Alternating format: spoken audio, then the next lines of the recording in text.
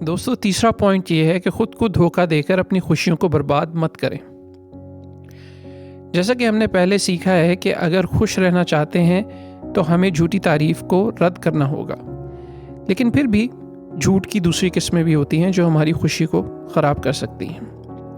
اس مقصد کے لیے ایڈم اسمتھ نے استدلال کیا ہے کہ لوگ اکثر اپنے بیہیویئر کو اصلی بیہیویئر سے زیادہ معتبر سمجھتے ہیں۔ انہوں نے اس سوچ کو خود فریبی یا سیلف ڈسیپشن کا نام دیا ہے۔ خود فریبی کافی عام ہے کیونکہ اپنے برے رویے کو تسلیم کرنا ایک مشکل عمل ہے۔ اسمتھ 18 سینچری میں اس نتیجے پر پہنچے، لیکن اس کے بعد کی سائنس نے ان کی حمایت کی ہے۔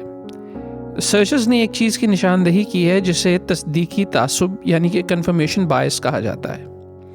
یہ اس وقت ہوتا ہے جب لوگ ایسے شواہد پر زور دیتے ہیں جو ان کے نظریات کی پشت پناہی کرتے ہوں، یعنی کنفرم کرتے ہو، جبکہ اس چیز کو نظر انداز کر دیا جاتا ہے جو پہلے سے رکھے ہوئے عقائد کی نفی کرتا ہے۔ مثال کے طور پر مختلف اسکول سے تعلق رکھنے والے دو اکانومسٹ گورنمنٹ سٹیمولس پیکج کے بارے میں متضاد پیشن گوئیاں کریں گے، حالانکہ دونوں کی رائے ایک ہی ثبوت پر مبنی ہوگی۔ جو لوگ سرکاری اخراجات کی حمایت کرتے ہیں وہ کامیابی کی یقین دہانی کرائیں گے، اور جو لوگ اس کی حمایت نہیں کرتے وہ ناکامی کی توقع کریں گے، کیونکہ بالآخر دونوں اکانومسٹ صرف ایسے ثبوت چاہتے ہیں جو ان کے نقطہ نظر کی تصدیق کرتے ہیں۔ کنفرمیشن بائس ہماری اپنی زندگیوں میں بھی واضح ہے۔ اس مقصد کے لیے تصور کریں کہ آپ کا چھوٹا بھائی اپنے ہوم ورک میں آپ کی مدد طلب کرتا ہے۔ آپ اس وقت ایک ضروری پیپر لکھ رہے ہوتے ہیں۔ مدد کرنے سے انکار کرنے کے بعد آپ اپنے آپ کو قائل کرنے کے لیے مختلف وجوہات دیتے ہیں۔ آپ خود کو بتاتے ہیں کہ میرے پیپر پر کام کرنے سے میرے اچھے گریڈز حاصل کرنے کے امکان زیادہ ہو جائیں گے، اور میں اپنے بھائی کے لیے ایک مثبت رول ماڈل بنوں گا۔ اس کے علاوہ کیونکہ میرے اچھے گریڈز مستقبل میں اچھی تنخواہ کا باعث بنیں گے تو میں اپنے چھوٹے بھائی کی مالی مدد بھی کر سکوں گا۔ لیکن یہ جواز سیلف ڈسیپشن ہے۔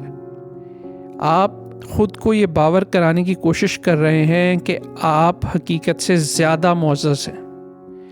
اگرچہ سیلف ڈسیپشن ایک مسئلہ نہیں لگتا، لیکن اگر ہم اپنے لیے جھوٹی تعریف کو مسترد نہیں کرتے تو ہم اپنی خوشی کو بھی سیبوٹاژ کر رہے ہوتے ہیں۔ دوستو چوتھا پوائنٹ یہ ہے کہ ہم اکثر غلط جگہوں پر خوشی اور تعریف تلاش کرتے ہیں۔ ایک خوش انسان کا تصور کرنے کی کوشش کریں۔ آپ کے ذہن میں کیا آتا ہے؟ اگر آپ زیادہ تر لوگوں کی طرح ہیں تو آپ شاید خوشی کو دولت اور شہرت کے ساتھ جوڑتے ہوں گے۔ اس کی وجہ یہ ہے کہ مشہور شخصیات اور پیسے والے لوگ ہمیشہ ہمارے معاشرے میں اعلیٰ مقام رکھتے ہیں، اور چونکہ ان مشہور شخصیات کے پاس دولت اور شہرت ہے، اس لیے ہم میں سے بہت سے لوگ وہی حاصل کرنے کی خواہش رکھتے ہیں۔ لہٰذا مشہور شخصیات کی تقلید کرنے کے لیے ہم مہنگے گیجٹس اور مہنگے کپڑے خریدتے ہیں۔ ہمارا خیال ہوتا ہے کہ یہ ہمیں مزید عزت کے لائق بنائے گا، لیکن ایڈم اسمتھ کے مطابق دولت اور شہرت کا پیچھا کرنا خوشی نہیں لائے گا۔ مشہور ہونے کے لیے آپ کو بے حد محنت کرنا پڑتی ہے۔ خوشی اور سکون کے بدلے بے چینی اور پریشانی والی زندگی گزارنا پڑتی ہے۔ مثال کے طور پر مائیکل جیکسن اور میرلن مونرو جیسی مشہور شخصیات کو دیکھیں۔ ان کے پاس دنیا کی تمام تر شہرت تھی اور پھر بھی وہ خوش نظر نہیں آتے تھے۔ اسمتھ کے مطابق خوشی حاصل کرنے کا ایک اور راستہ ہے۔ دولت اور شہرت کے پیچھے بھاگنے کی بجائے عقل مند اور نیک بنیں۔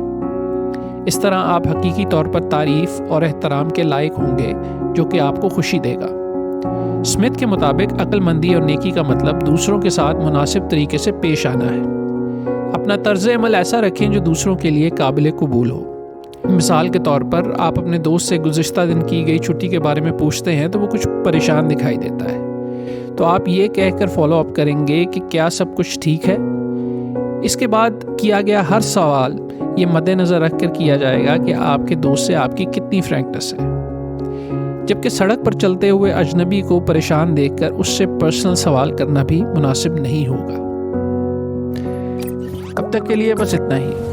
بقیہ حصے کے لیے اس سمری کی اگلی ویڈیو دیکھیں۔ اور دوستو اگر آپ نے ہمارا چینل سبسکرائب نہیں کیا تو اسے سبسکرائب کر لیں اور بیل آئیکن کو ضرور پریس کر لیں تاکہ ہماری ہر نئی ویڈیو آپ تک پہنچ سکے۔ بہت شکریہ۔